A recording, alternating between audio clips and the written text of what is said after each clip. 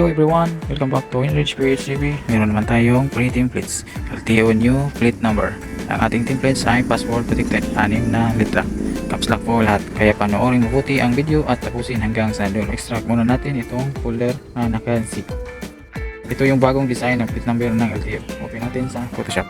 Ito po yung layout ng ating templates. Check natin yung image size. Ang image size po, ang width po is 9.2, ang height is 5 inches. Para po mapalitan ng detalye ng number, ito po yung layer.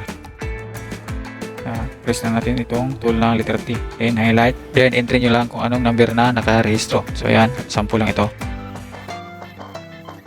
Click check. Then sa NCR, highlight natin to.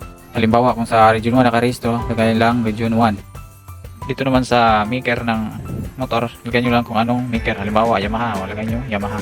Yun lang po ang kailangang mga palitan sa ating templates. Kung kumpleto na po lahat, pwede nyo na pong i-print.